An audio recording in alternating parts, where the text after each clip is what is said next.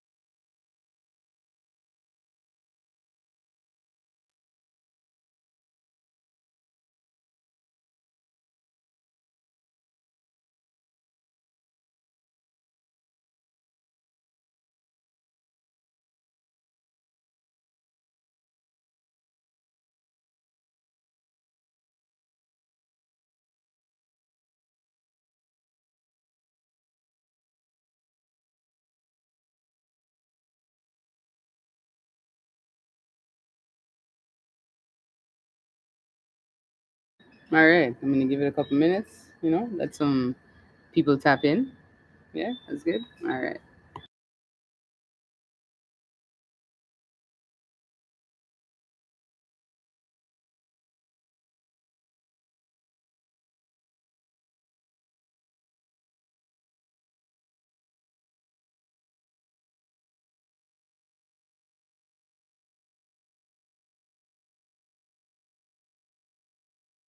All right.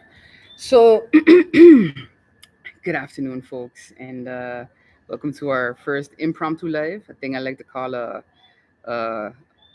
Insta-Live, I guess, like Instant Oats. Here we are. Solange, yes, you might need a drink. I might. No, so we can't, divulge too much of what was actually explained to us in this closed door central committee meeting regarding the restructuring plans for Telem Group. It's been something that people have been concerned about since it was first announced back in September 2023. But what we can share, we will talk about. I think overall we left with quite a bit of information, specifically financials, that do kind of justify the restructuring plan. One thing that I think all of us kind of expressed and we've expressed publicly as well is the rushed nature of it.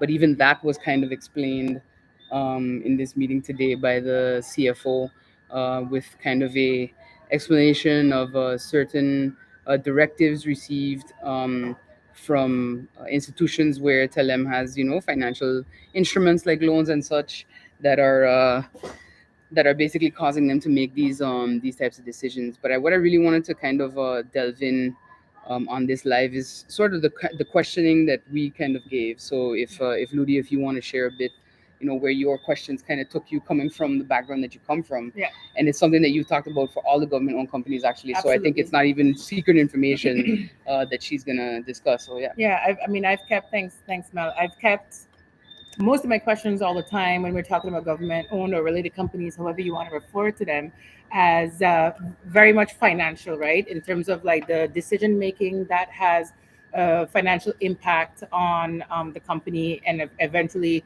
the employees. Those are the ones that we're really trying to focus on, because this is not something that sort of just happened this week and you're having an uproar on.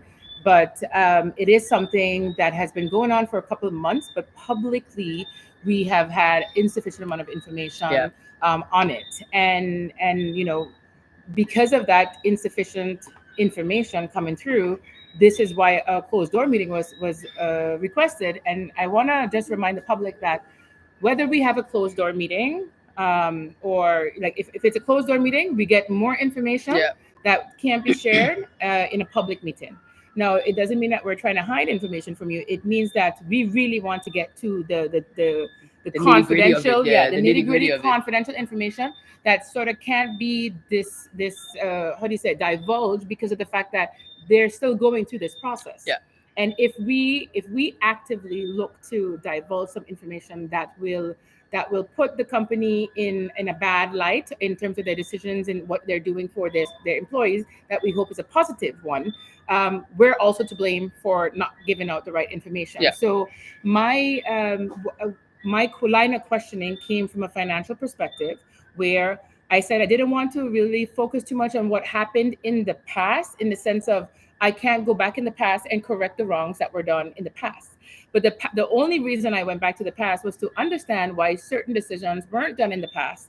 And if persons involved aren't going to be changed, right? Yeah. Then how can we expect a different or a more improved future from this? Because all I am hearing is that employees, our people, are basically being cut. Our smart people, our employees here that live here, are being cut from a company in a very, very short time span Yeah.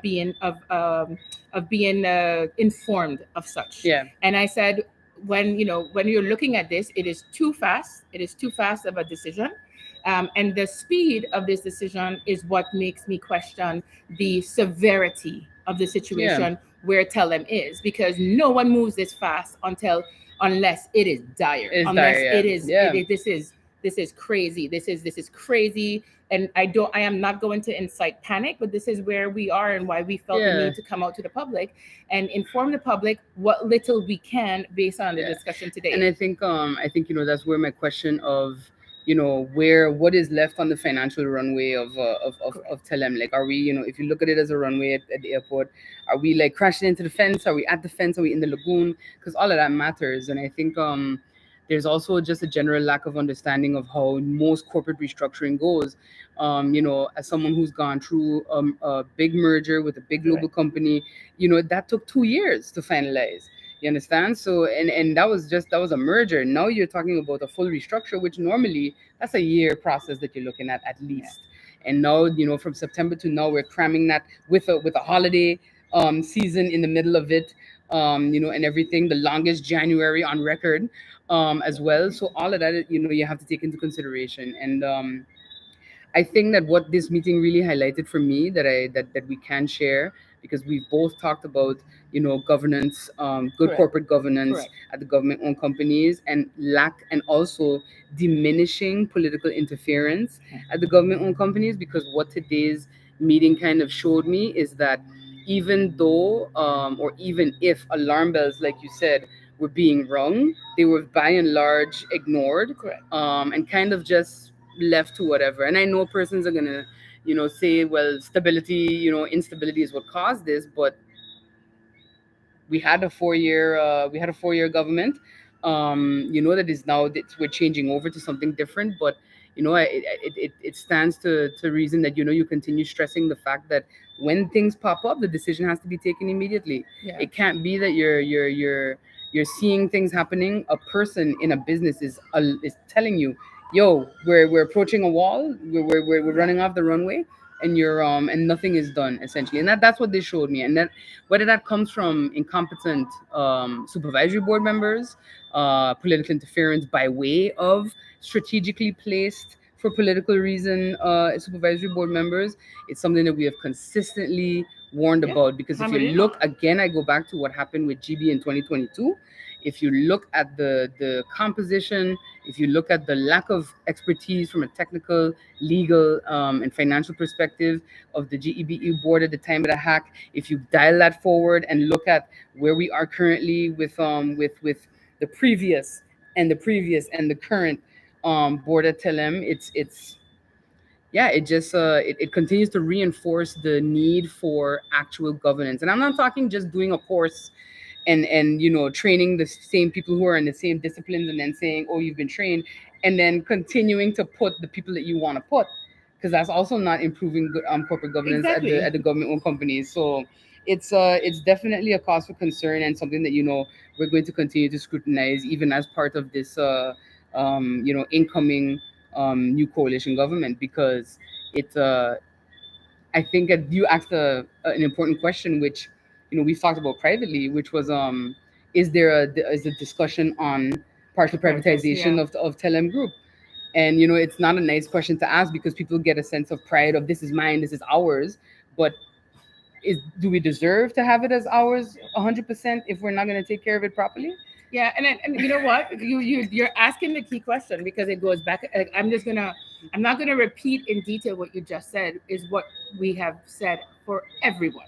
If you are going to continue putting persons or allowing boards as a government or as a supervisory board of directors to put in people that are not sufficient to or have enough experience to run a company, then what I would say, I've said this on the floor of Parliament when we were talking about GP, we refer to Telem. I've said this, that this way of handling the people's business is also applicable for the harbor. Yep. It's also applicable for GB. Yep. It is also applicable for the airport. And what I have been open about and is that I will constantly, regardless of who the government is, remind people to stop interfering. Because and if they, and like you said, you referred to corporate governance training. If people actually had the chutzpah or the courage to actually go in and sue the supervisory board of directors for Yo. interference and to sue the government, Half the then- board members wouldn't be there. then a lot of them wouldn't be there. And now I will go even further. If certain persons going into these positions know that as directors they could be personally liable, have Yep. liens placed on them, then I want to see how many people are going to continue basically being politically placed in a place where they're not supposed to be. Yeah, Because at the end of the day, you are disenfranchising, you are making your St. Martin people redundant. Now, while we have to be realistic and say, hey, you know, the way the market is, this might not be something that's sustainable, but you don't do it with 4 months notification to have people decide on their life later on. And this is what I focused on. This is in the questions. When it came to the financials, what I've said, what I can say openly is that this is a government-owned / related company. So their financials are eventually public because they come to Parliament. When they come into Parliament, they're registered. They're public documents, right? So when you're looking at these numbers, if you see that your results are not what they are supposed to be, if you see that you are constantly have decreasing revenue and you're making losses, then how can you justify spending more money for frivolous things? Yeah. And this is where I feel like in most companies, they intentionally keep employees in the dark so that it makes it harder for them to make these decisions later on. And when you talk about transparency, you can be transparent, but you cannot speed through transparency and basically mislead co-workers with insufficient information. And apologies, you can apologize about things, but what I saw is that years of diminishing results or diminishing profits should have caused and triggered people to take action earlier. And that is not something with me revealing proprietary information. That is something that I have said from day one on all the government-owned companies, because government themselves are actively involved in who they place and approve on boards, even though they go through the process of board appointments that you have to fit broad profiles. But what we are seeing today, unfortunately, is the result of government interference, putting the wrong people who don't sound the alarm fast enough, and quite frankly are just irresponsible. And then the people who are losing out are St. Martin people that now have to scramble literally to figure out what they're going to do in their future. And it's not fair. It's not fair. And quite frankly, they're going to be upset. I've had enough to say about this government that is on their way out. And I think that you had 4 years to sound the alarm of this and know what was going on. And only now you're doing it in such a rush. It's very, very unfortunate, because though you cannot reverse what is happening right now, because you've let a company be run into the ground by incorrect persons being at the helm, not only there, but up the whole board, up the whole ladder, chain, and whole ladder. That's really what it boils down to, because and that's why I say, even if, regardless of the management that you have, if an alarm is raised and they're nobody listens, then it doesn't really matter, essentially. And I think this there's not much comfort to me coming from the island's only other major telecommunications provider, having gone through that purchase, and knowing how it has gone and how it went in phases. Even the time of that has taken longer than this is actually taking. And again, I go back to that year. Now people have to kind of plan their life, whereas maybe if you're young and you don't have kids or whatever, you should be good. But if you have kids and you have a life plan, it's definitely an adjustment that has to be made. But we wanted to just, kind of update everybody on that, and this is a situation that we're going to continue to monitor. The reality, like Ludi said, is that the train has left the station. There is no recalling it. All we can do is try to mitigate the fallout, with And make sure it doesn't happen with and the make other sure it doesn't happen companies, with you the other know? companies. And that is where, again, the attention to good governance comes from. Yeah. And it's also part of why it's very funny, because like, in this whole formation process, there was a letter with questions sent by the informators, and it was asking, like, certain things, like, what do you think should be the criteria for selecting ministers? And of course, the first thing I put was management experience, Yeah. business experience, and some knowledge about, general, like, finance and so forth. Because if you had um, persons in political positions that understood that, I don't think we would have ended up here, because it would mean that there's a bit more scrutiny over who do I put on a board. I don't just put, my partner or my cousin twice removed Yeah. or whatever, and have it be like that. So most definitely, Solange, GB is next on the check-in list, because I think that uh again, like Ludi said, to prevent this having to be the reality for all the other government related entities, you definitely have to kind of wise up and see what is the status. And if there are alarm bells that should have been going off, why didn't they? And let's try to fix them now that they are. But yeah, we just wanted to make this just a quick live, like I said, instant oats. Those are done in 2 minutes. Instant We are Oats. done in 15. So if with topics like this, of course, we'll try to do these more often in the future, as well as, once we return to a meeting schedule, bringing back the standard lives and such. So just wanted to update everybody, because my phone's been blowing up. I don't know about yours, Yep. with, from either Telem workers, or indeed the workers at other government related entities, because now they're also concerned Yeah. It's with like any foreshadowing. shenaniganeries that may be happening at their own place of work. So with that being said, again, I know that the Telem workers have a very tough, some of them have very tough decisions to be made, and I just ask them to, evaluate it from a place of logic, from a place of fact, and hopefully the questions we've asked today kind of lights a fire under management to come back to you, and outline Yeah. things step by step, Right. even if it hurts. I've always said, even if it hurts, you have to just tell people the truth, and then, And that's what we've said help from day them, one, yeah, and from just us just tell them the as truth. representatives Just tell them of the the truth, people. and let them try to, then you help guide them through the realization of that truth. Yeah. So yeah, thank you again, and have a good evening to everybody.